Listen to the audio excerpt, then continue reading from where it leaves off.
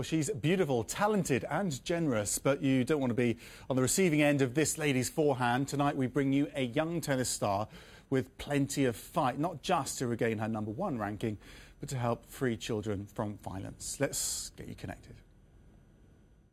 At just 5 years of age, Anna Ivanovic decided her perfect match was the game of tennis.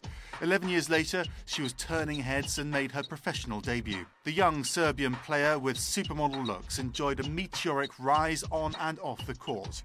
Within 2 years, she was amongst the top 20 female players in the world, and in 2008, she won the #1 ranking after victory at Roland Garros. She's also regularly topped most beautiful lists around the world and has been recognised for her charitable efforts as an ambassador for UNICEF's Schools Without Violence programme. Injury and illness have seen Ivanovic's ranking slide over the past season, but she's now on the rebound. Glamorous, ambitious, and the comeback kid of the international tennis circuit. But I began by asking Ivanovic about her UNICEF work. I've been part of UNICEF, or ambassador for UNICEF, since about 3 years now.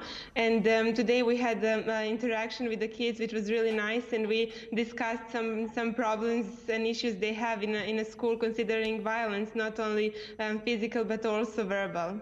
Tell us about some of the stories you've heard, which I know some of our viewers will find quite upsetting. Yeah, it is actually quite upsetting to hear how many kids have been bullied in school, and most of them been verbal. You know, lots of people swearing, lots of kids swearing at each other, and sort of disregarding them from their school and the kids they hang out with. So a lot of them felt lonely, and were sort of felt like downgraded from where they belong. So that's been a little bit sad to hear. And you know, once at first when I joined the program, there were a very high amount of bullies happening. It was more than 62% of the kids have been affected by it. And in recent years, lots of schools joined the program, not only primary schools. Recently, we had some high schools join the program as well. So it's been reduced a lot. They're creating a lot of programs within the schools to help each other and support the violence. So I was really pleased to see with the results. You obviously understand the country. Why would you say there is this high prevalence of bullying and violence there?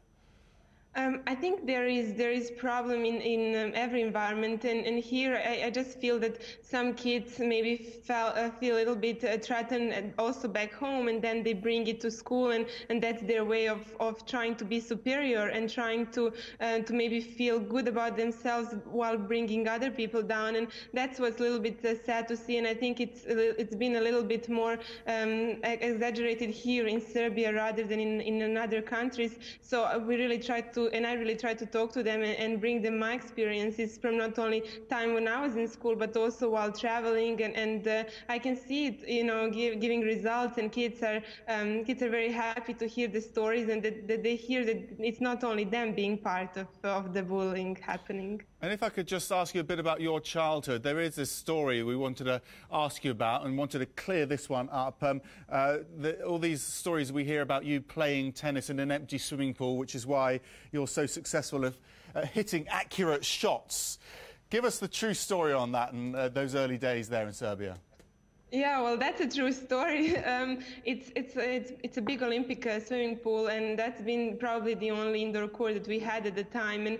And because it was very expensive for a sports center to heat the swimming pool so they could use it for swimming, they emptied the pool, they put a carpet inside, and they placed 2 single tennis courts in there. And it was so close to the walls and the courts were so close to each other that we had to play a lot of down the line. So that's probably why they say I have a killer down the line.